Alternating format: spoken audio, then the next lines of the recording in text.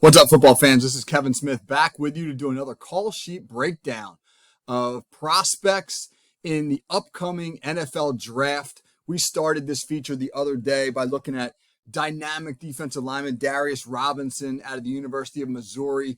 And today we're going to look at another high-level major prospect from the SEC, center Sedrick Pran out of the University of Georgia, 6'4", 310 pounds. This is a guy who made 44 consecutive starts at center for the Bulldogs. He was a second-team All-American in 2023, a Senior Bowl participant, and a team captain.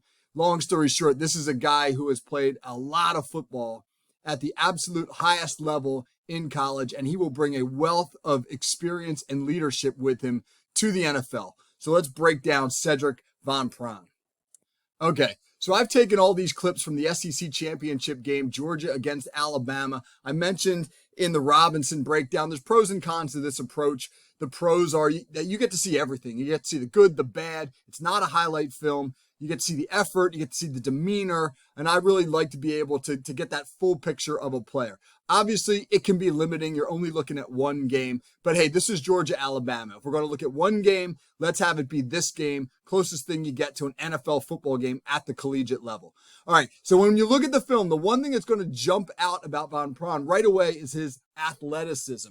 Here he is at center, right here in the middle. And this is going to be a wide zone run for the Bulldogs, where it's probably actually a mid-zone run, where the aiming point starts out in the B gap, and you're going to see the back cut up in here.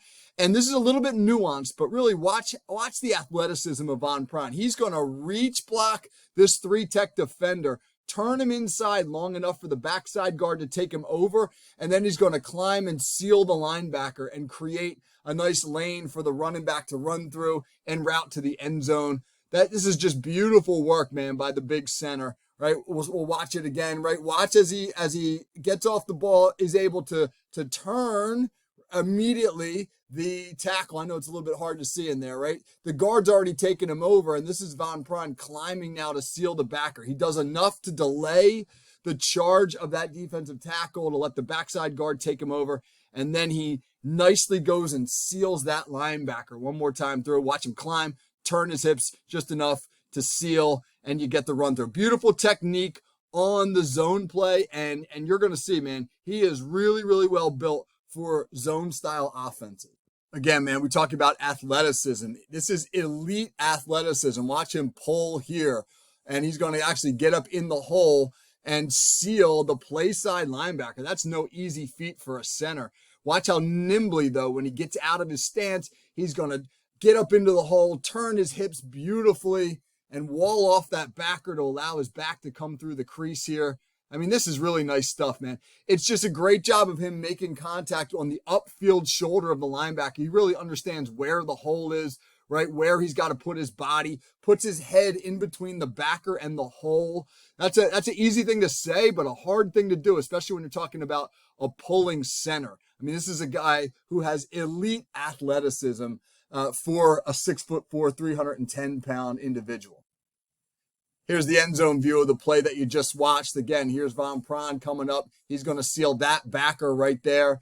Obviously, as you look at him move, right, that lateral quickness is something that is hard to find in a player his size, and something that NFL teams will covet, no doubt. You'll look at his ability to work on pin and pull sweeps at the NFL level, which is something that gap-based teams like. So again, here's a guy who can block the zone scheme, block the gap scheme more as a puller than maybe a down blocker, and somebody whose versatility is going to be very valuable to an NFL team. One more sweep play in this game to look at. Now we're going to go the other way. He's going to pull here.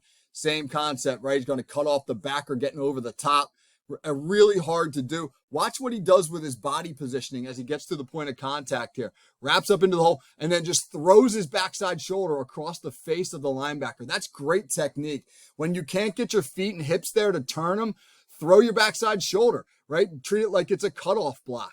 And that's exactly what he does here. And then you see how, obviously, the dividends that pays, allowing the running back to turn the corner there and get outside, man. Again, just beautiful footwork by the big center. By the way, you may have noticed in these clips, if you look at Von Pran right there, he's wearing number 77. And in the photo that I started this with, he was wearing number 63. He wore 77 in that SEC championship game to honor his fallen teammate, Devin Willock, who was killed in that racing accident that sort of, kind of hampered the beginning of Georgia's season, their off season. Good friend of Von Pran's, and he wore 77 to honor him in the SEC championship game. All right, we've been talking about his finesse, so to speak, his footwork, but watch him here on this play, man. This is a 3rd and 2. Look at him get off the ball and move Alabama's one-tech defender. I mean, he's not a one-trick pony. I wouldn't say that this is the strength of his game, but man, when it's short yardage and he's got to get off the ball and move guys, you certainly see him capable. Watch his leg drive. Watch the feet. Great job with the hands. You could like to see him be a little bit lower with the leverage, but, he's a guy that isn't just a one-trick pony. He can get off the ball and move people as well.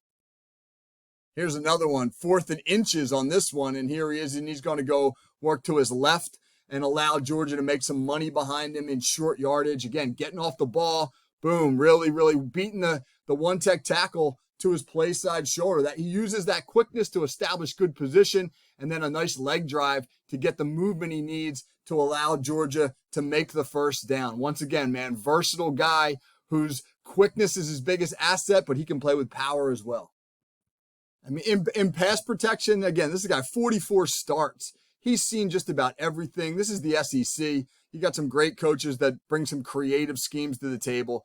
Von Pran, again, has seen just about all of it. Watch him on this one. You're going to see Alabama, their play side 1 and 3 tech. They're going to just sort of engage in just a little loop stunt here. And watch how deftly Von Pran trades it off with the left guard, right? Not taking the bait, not chasing the one tech out and opening up the A gap. Stays square the entire time. Trades the 1, picks up the 3, anchors in. Now, I know Georgia or Alabama gets the sack, but that's because of the edge, not because of pressure in the middle. Really well done by Von Pran and the left guard to communicate that switch on this rep.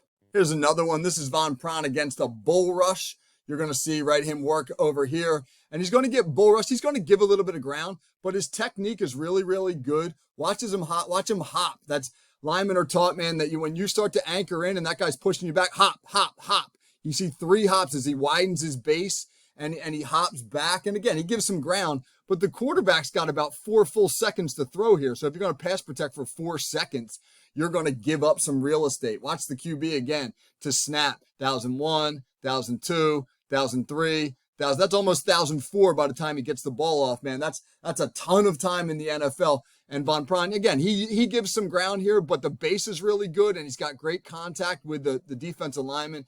That's another nice pass pro rep.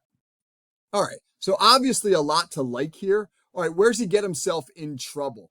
Well, sometimes that athleticism can actually be a problem, man. He's got such a good get off, and he's so aggressive that sometimes he can get himself in trouble. Watch him climb here on this sort of outside zone run. He's got to cut off the backside backer right there. But you're going to see he gets out a little too far ahead of himself, and the backer is going to come underneath him to make the tackle. He's got to do a little bit better job of being under control as he climbs. See how aggressive he is, and when he turns back to the backer, right? He just isn't in good position, and the backer comes under to make the tackle. Ideally, man, what you would really like to see is right in this position, rather than have his shoulders turned up the field, just be a little bit more square, right? A little bit more patient so that he can kind of just cover up that backer. He doesn't have to pancake block him. He doesn't have to, drive him 5 yards down the field. Just got to cover him up and give the back a two-way go. Let the back cut off of his block. We've seen a lot of zone stuff so far, and like I said, I think he's a really good zone blocker. All right, how is he in the gap game?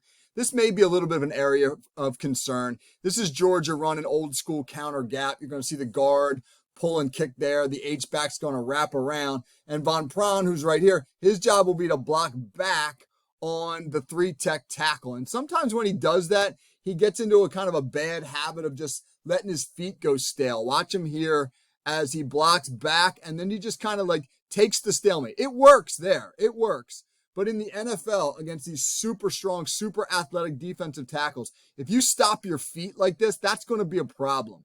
That defensive tackle is going to disengage, rip across your face, make you miss. You really can't stop your feet in the NFL. You got to keep working your feet through the block there. So that's something that he'll have to work on as he progresses.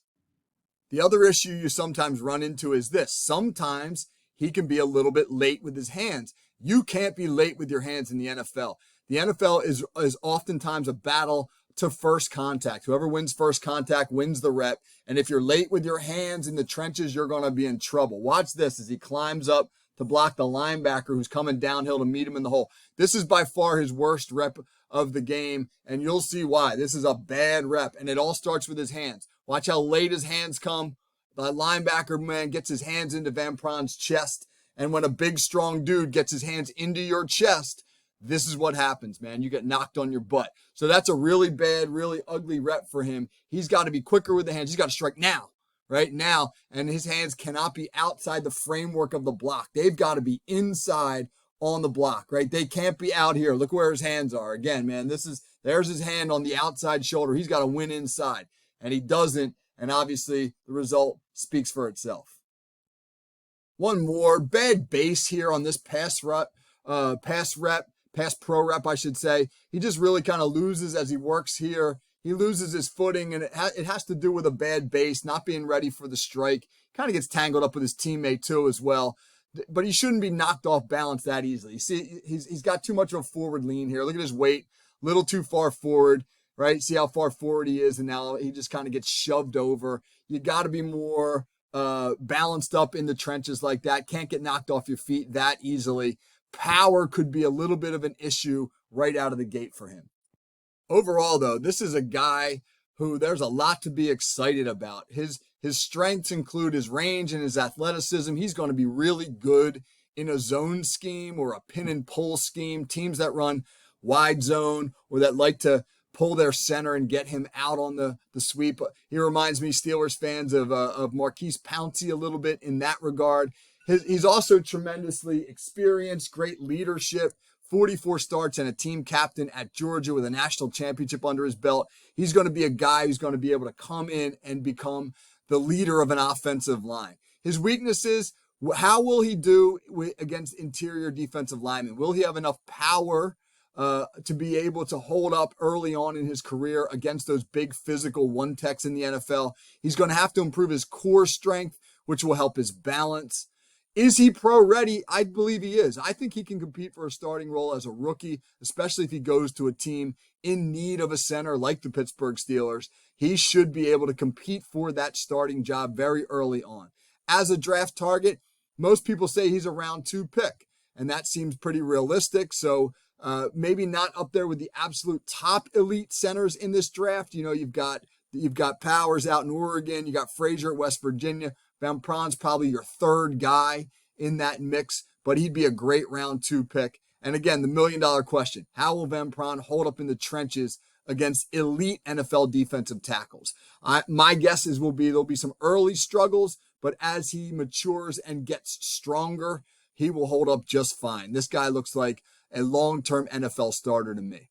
All right, that is our breakdown of Sedrick Van Pran. All right, check back. We will be doing these all throughout the lead up to the draft. Appreciate the time. This is Kevin Smith for the Call Sheet Breakdowns. Take care, everybody.